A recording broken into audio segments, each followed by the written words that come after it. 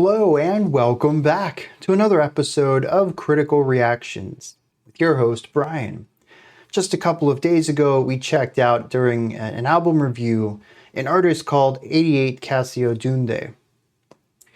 That was a pretty lengthy album review, given that it was a double album. We're getting a single, though.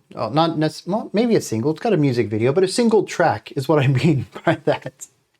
I'm not sure how to pronounce this properly. The translation for this title is Suffering, and then the star symbol, and then Nenbutsu. That one didn't get translated for some reason. I'm just going to call this Suffering, just to kind of keep things flowing in conversation if I need to reference the title, but do know that that is not complete and maybe not even accurate, as I am using Google Translate for everything here. Let's dive into this, though. See what's going on with this group.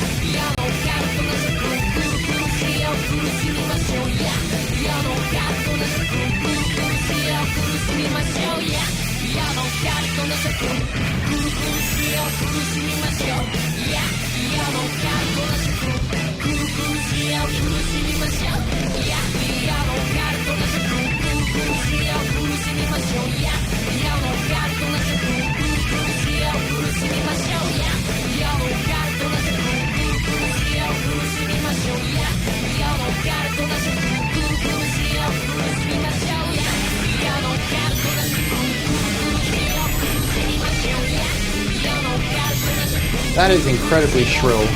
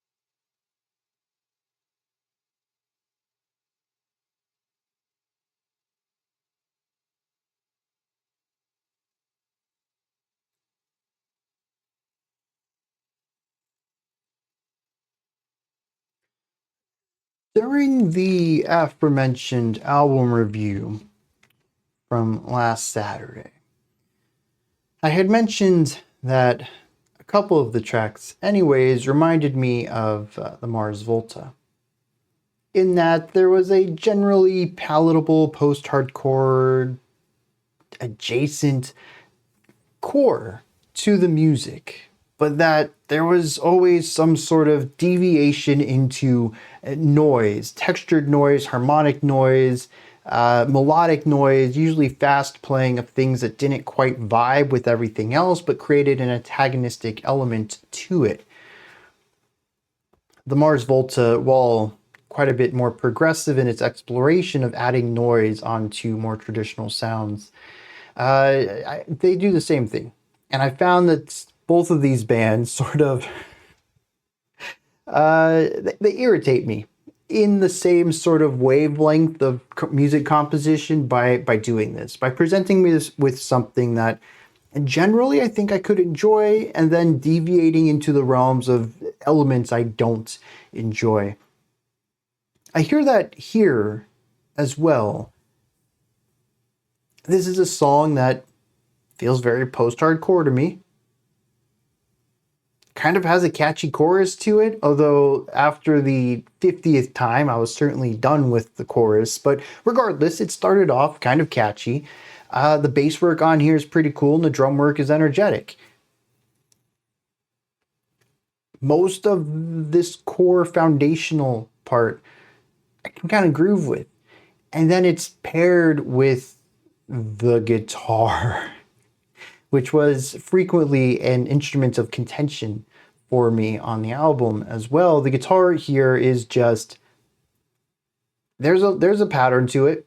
You can hear it. The riff is the same all 50 times we hear it, but it seems random. It seems like pure noise. It's not harmonically tied into what the bass or vocals are doing chordally or melodically. It's just playing a lot of wrong notes fast. And of course, wrong notes in quotes, right? There are no rules to music. You can pair whatever you want with whatever you want. And we have entire genres of music that are both avant-garde, experimental, or noisy that play around with dissonance. We also have microtonality, which pushes the idea of harmony to new realms, which is going to sound dissonant to people who aren't used to different forms of microtonality. So dissonance is a core element of a lot of music, even post-hardcore, a genre that I like. Very rarely do I find myself enjoying the post-hardcore that is directedly noisy like this, but I do enjoy little bits of noise as texture or flavor, little bits of spices sprinkled throughout a track rather than the core attraction, the main meal. This, though, much like what we heard on the album, it has my two issues with it, which is noise as a main component and hyper repetition. This song just could have easily been 2 minutes. There is nothing here that I think justifies 7 minutes long, although there is an argument for this as well. I was certainly done. I had my fill 3 minutes in. But also the length of it is its own justification too. At 3 minutes, I would have enjoyed this song. At 7 minutes, I don't. So obviously there's a very big difference in that music. From an artistic perspective, those would be two very different works of art. The longevity of this, the endurance of it, the fixation on sticking to this one idea for such a long time creates a very different artwork. I personally don't enjoy it, but it could mean something too. When we get to the lyrics, we could have themes of hyperfixation. We could have themes of cycles. We could have themes of being driven mad. Any of these, I think, would fit the longevity of this track. The sheer length of it was enough to wear me down. And if that was the goal of the art, mission accomplished in a way that making a 2-minute song of this wouldn't accomplish. So I definitely say that as a negative. This song is too long, subjectively. This song does not stand on its own, given this length and what little music is in it, subjectively.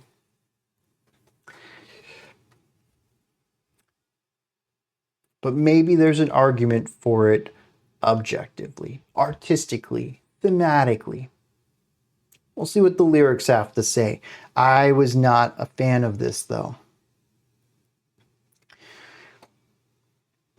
I don't really have much else to add. There's a verse and a chorus, and then a verse and a chorus and a chorus and a chorus and a chorus and a chorus and a chorus. And there are some subtle variations to that.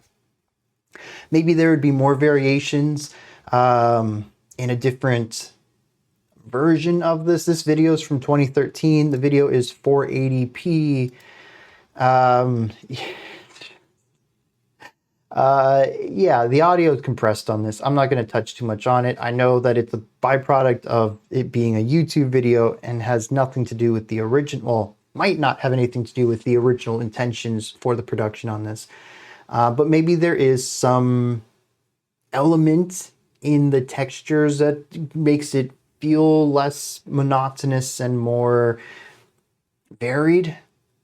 Maybe listening to their latest album, though, I'm going to say probably not, but it's possible. Everything that I heard in this track is pretty much what I expect from them, what I found enjoyable of it, what little of it, and what I found that, rubbed me the wrong way. It's pretty much identical. If you go listen to the album review, what I've said here, this probably sounds very familiar.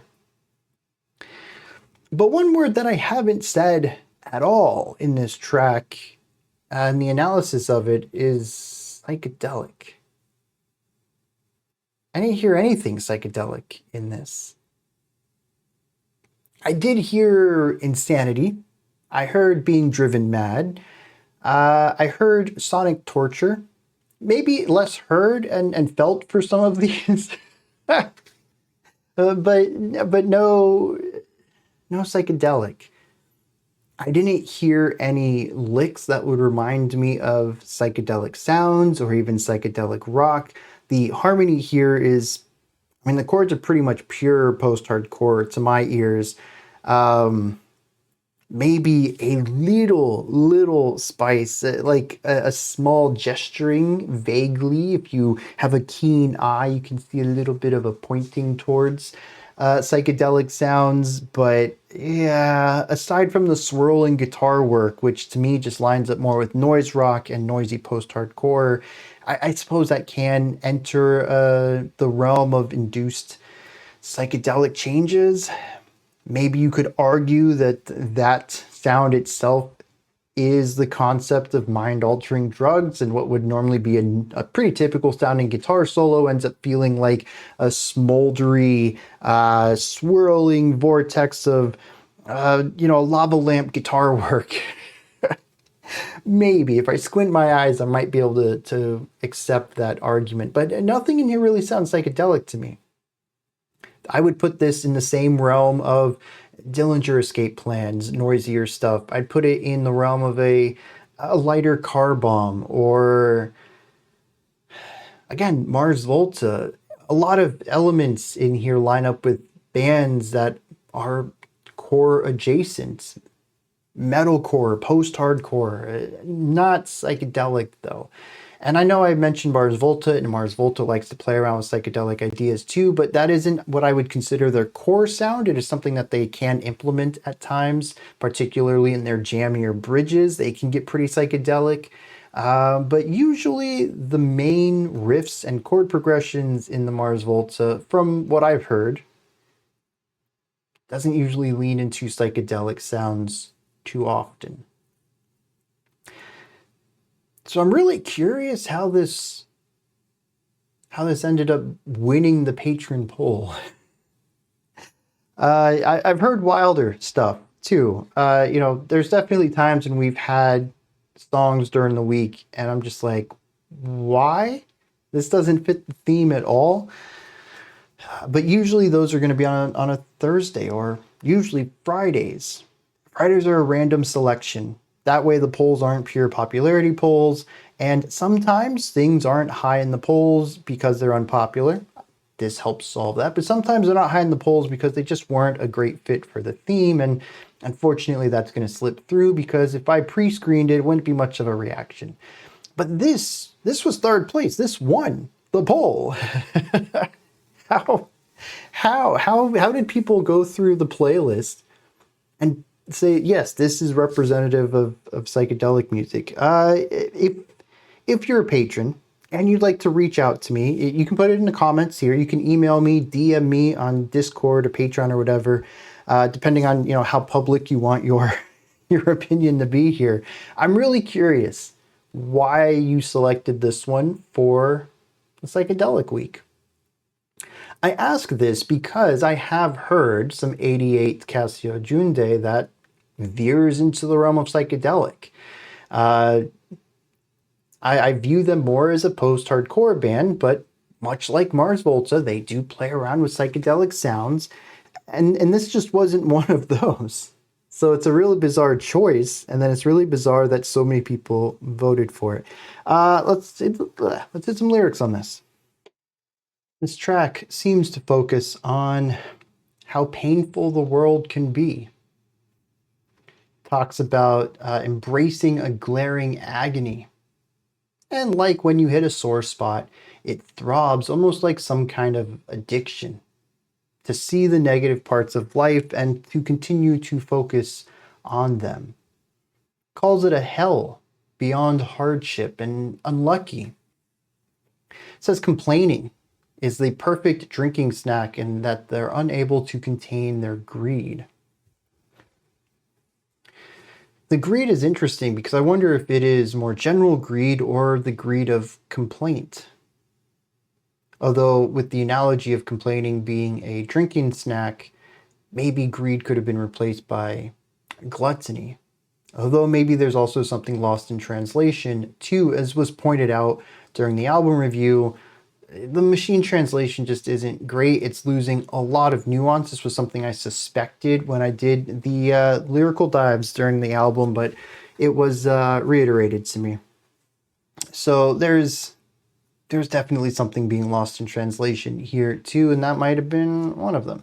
Anyways, it says that they stare coldly into their own pity. It says that there is a glaring question though, like an itch that can't be reached, almost always an addiction to some kind, bringing up this concept of constantly doing something. It says that I feel like an outcast and that feeling's only growing. The screaming complaints and the drinking, the world is completely impermanent. Impurity is healthy, right? It's strangely cold without a sense of God. Birth, aging, sickness, death. Every other line of this track, and it is said 54 times, possibly, hey, all you occultists out there, let's suffer through this painful world. Yeah, that's the chorus. That's what you hear over and over and over and over and over and over and over again. There is one point in the track, presumably between two instrumental bits, where it is done 33 times. I only say presumably between an instrumental bit because the next stanza is the same thing done 8 times. I have to assume the only reason they broke these up is because there's music between them. But the end of the song is 33 times, 8 times, 4 times, 2 times. So yeah, that's pretty much all you hear at the end of the track. And you know, the song is about suffering through a painful world, and that is what I did with this track. I suffered through noise. Repetitive noise, the same thing over and over again. You know, I do see the thematic synergy here, though maybe not necessarily between the song and the music, or the lyrics and the music, but between the lyrical themes and my experience of the artwork. These are my thoughts on 88Kasyo Junrei's Suffering Nenbutsu. What did you think of this? Is there anything that stood out to you? Anything that you'd like to add on to what I said or correct me on? Do you have your own take, perspective, or opinion on this? Let me know. Add all of that and anything else you'd like to add into the comment section below. Above that, in the description box, you'll find a link to Linktree. Takes you here. You can find links to my music, ways to support the channel, ways to link to the Discord server, and so much more. There's lots of cool stuff in there. Go ahead and check it out. Above that, if you could, like, subscribe, and ring the bell. I greatly appreciate all 3 of those. That wraps it up for today. I'll be back tomorrow, though, 5 p.m. Eastern Standard Time, 10 p.m. UTC as usual. Until next time, remember to be critical, not cynical, of the music you listen to, and have a fantastic morning, afternoon, or evening, whenever you choose to watch my videos.